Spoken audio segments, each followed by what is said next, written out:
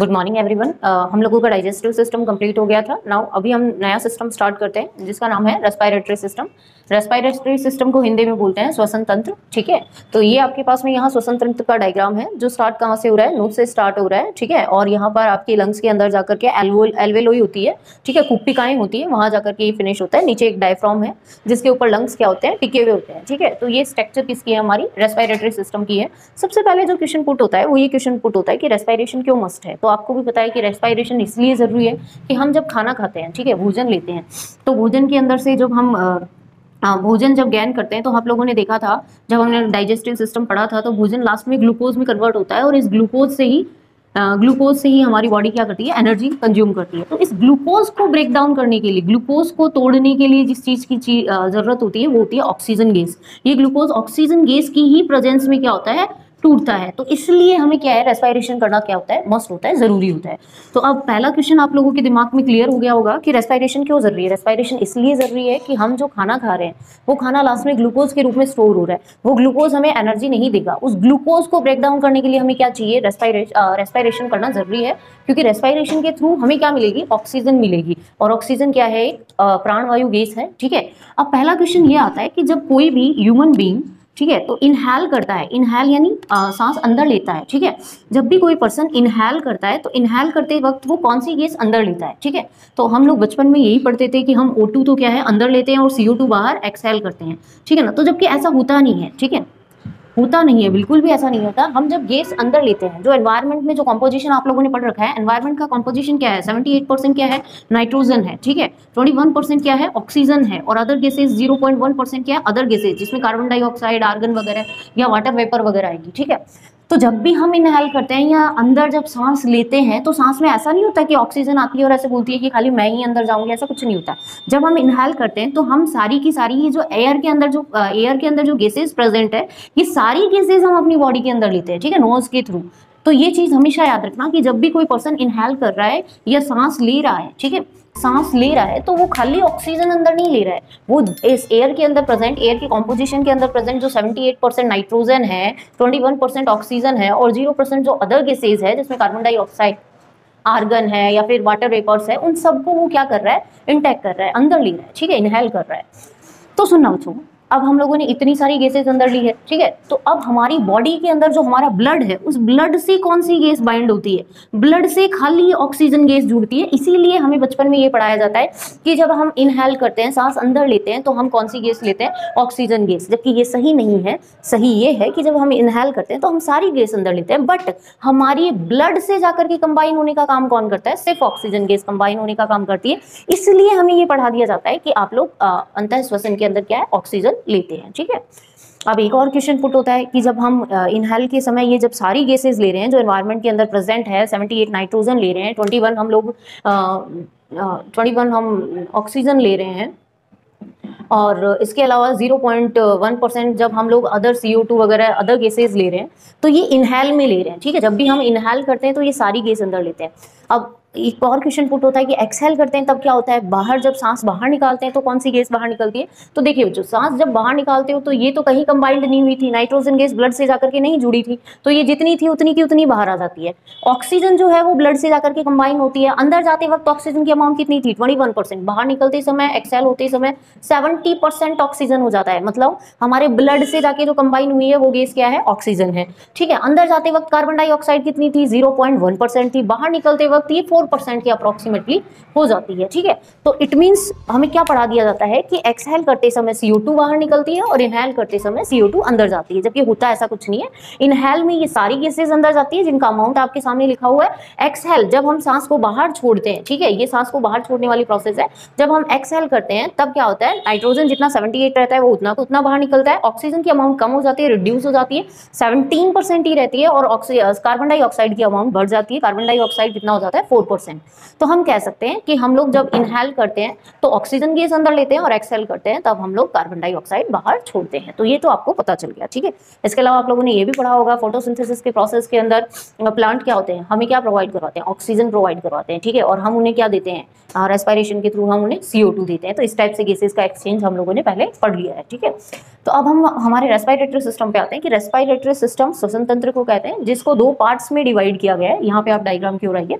सबसे पहले है नोज, फिर है नेजल फेजेस, ठीक है, जिसको नेजल कैविटी भी कहते हैं। इसके अलावा फेरिंग्स है, इसके अलावा लैरिंग्स, नीचे आते ही एक आपको 5 सेंटीमीटर लंबी होती है, ठीक है, ये ट्रैकिया है, 5 इंच लंबी होती है ट्रैकिया। फिर लंग्स आते हैं, 2 लंग्स होते हैं, ये राइट वाला लंग्स है, वो लेफ्ट वाला लंग्स है। फिर लंग्स के अंदर जाते ही क्या है, ब्रोंकियोल, ब्रोंकियाई और एल्वेलोई प्रेजेंट है, और नीचे आप लोगों को एक ये डायफ्राम नजर आ रहा है, ठीक है, जिसके ऊपर लंग्स क्या होते हैं, टिके हुए होते हैं। अब सुनो बच्चों, एक यहाँ पे माउथ इंक्लूड नहीं किया गया, आप माउथ भी इंक्लूड कर सकते हैं, क्योंकि कभी कभी जब हमारा नाक बंद हो जाता है, ठीक है, जुकाम वगैरह लग जाती है, तो हम मुंह से भी क्या कर सकते हैं, रेस्पिरेशन कर सकते हैं, ठीक है। तो आप सुनो, ये जो आपके फेरिंग्स तक का जो ऊपर ऊपर वाला पार्ट है, ये अपर रेस्पिरेटरी सिस्टम कहलाता है। क्या कहलाता है बच्चों, अपर रेस्पिरेटरी सिस्टम कहलाता है, अपर रेस्पिरेटरी सिस्टम।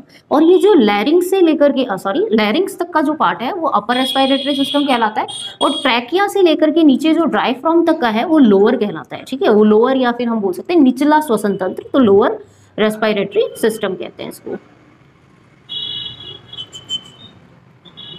तो आप लोगों को पता चल गया आपका श्वसन तंत्र 2 पार्ट्स में डिवाइड है। 2 पार्ट्स कौन कौन से हैं, लैरिंग्स के ऊपर तक का जो पार्ट है वो अपर रेस्पिरेटरी सिस्टम में है, और लैरिंग्स के नीचे मतलब ट्रैकिया से जो स्टार्ट हो रहा है और डायफ्राम पे जो फिनिश हो रहा है वो क्या है, लोअर रेस्पिरेटरी सिस्टम के अंदर इंक्लूड किया गया है, ठीक है।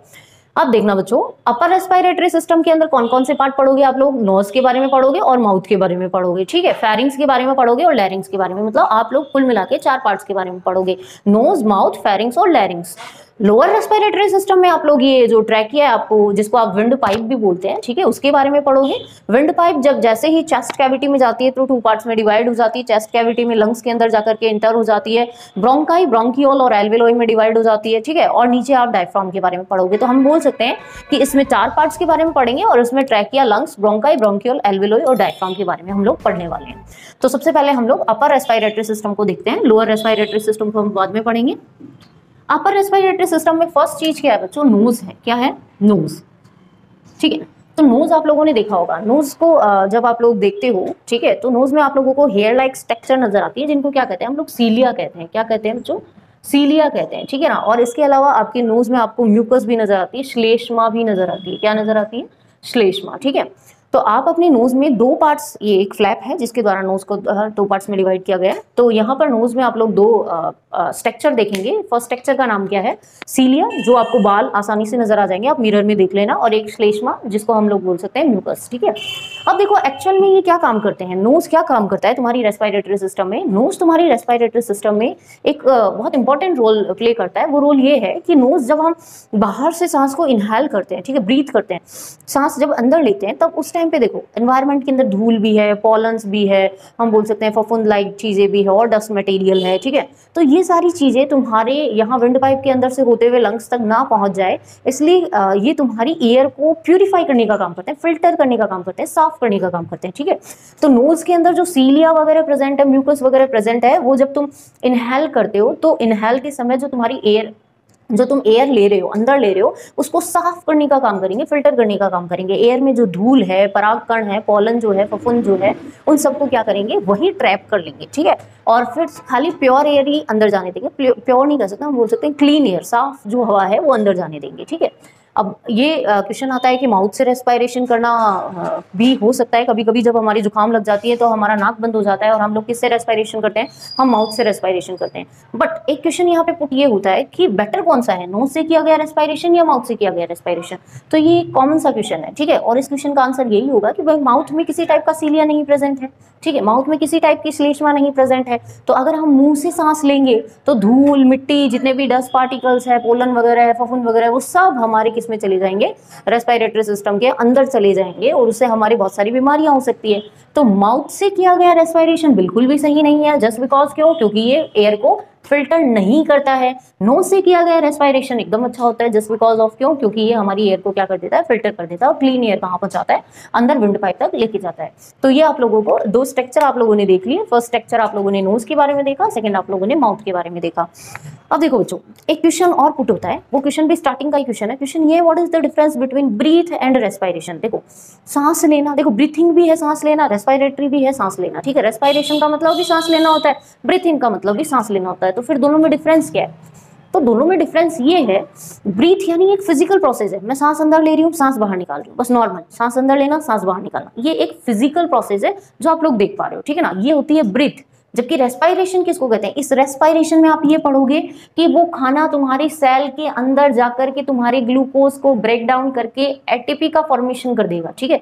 तो ये जो इतनी बड़ी प्रोसेस है जिसमें ऑक्सीजन अंदर जाकर के एल्वेओली से होता हुआ सेल के अंदर चला जाएगा, वहां जाकर के तुम्हारे ग्लूकोज को ब्रेक डाउन कर देगा, ठीक है ना, और उससे तुम्हारी एनर्जी बन जाएगी, एटीपी का फॉर्मेशन हो जाएगा। तो ये जो प्रोसेस है, ये प्रोसेस क्या कहलाती है? रेस्पिरेशन। तो डिफरेंस ये है, ब्रीथिंग एक फिजिकल प्रोसेस है जिसमें सांस अंदर लेना और सांस बाहर निकालना ये इंक्लूड किया जाता है, जबकि रेस्पिरेशन में वो ऑक्सीजन तुम्हारी सेल तक जाकर के तुम्हारे खाने के ग्लूकोज को ब्रेक डाउन करेगा और उससे एनर्जी फॉर्म करेगा, वो किसके अंदर आता है? रेस्पिरेशन में, ठीक है। तो ये दोनों का डिफरेंस भी आपको पता चल गया।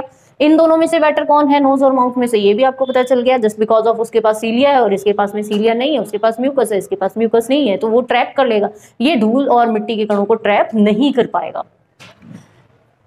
ये हमारे रेस्पिरेशन सिस्टम की जरूरत क्यों पड़ी, ये भी आप लोगों को पता चल गया। अभी जो नेक्स्ट टॉपिक है फेरिंग्स, ठीक है।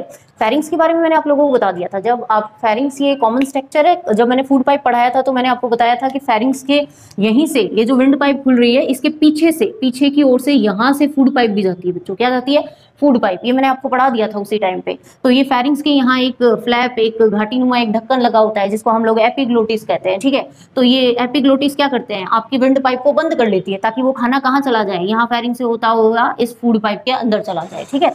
तो फेरिंग्स कुछ नहीं है, एक कीपनुमा स्ट्रक्चर है, खाली है, हॉलो है, और इसके अंदर दो चीजें आकर के मिक्स होती है। पहली का नाम है विंड पाइप जो आगे की ओर होती है, फ्रंट साइड में देखने को पता चलता है, और जो बैक साइड में होती है वो आपकी फूड पाइप होती है।